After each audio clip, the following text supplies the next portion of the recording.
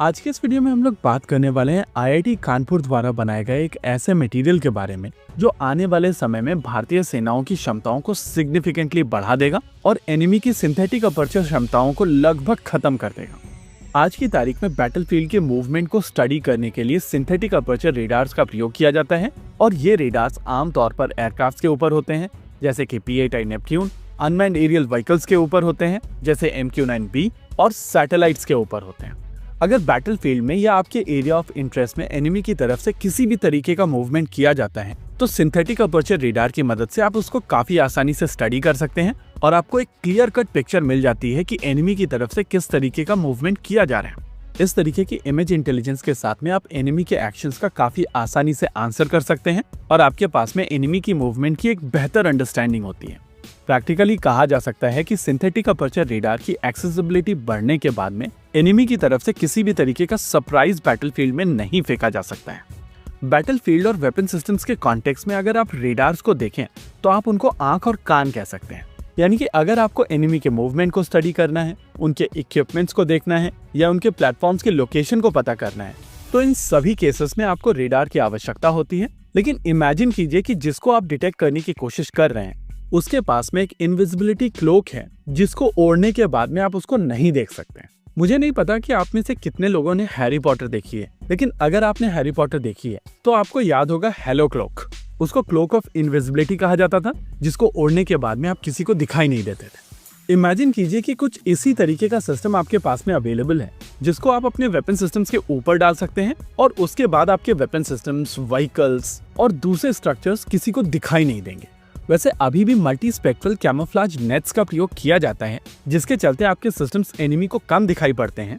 लेकिन जब बात आती है सिंथेटिक अपर्चर रेडार और इनवर्स सिंथेटिक अपर्चर रेडार्स की तो इनके सामने इन मल्टी स्पेक्ट्रल कैमोफ्लेज नेट्स की इफेक्टिवनेस काफी कम हो जाती है।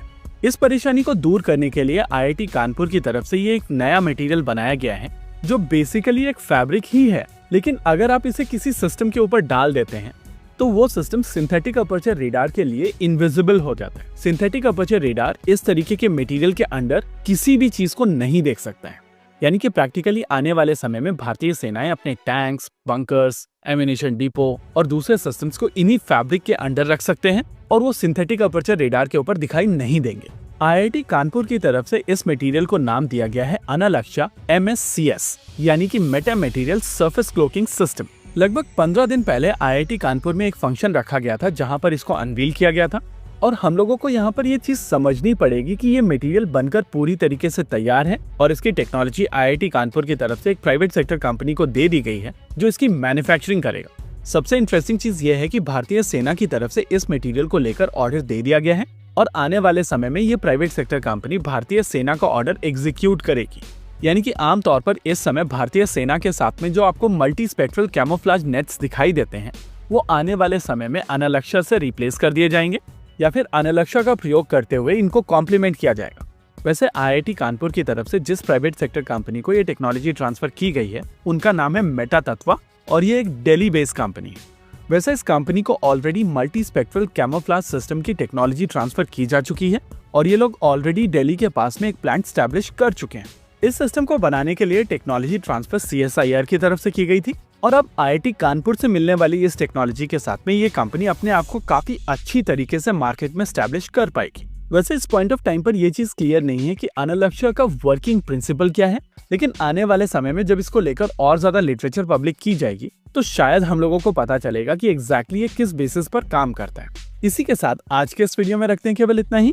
वीडियो को अंत तक देखने के लिए धन्यवाद। देखते रहिए अल्फा डिफेंस। जय हिंद।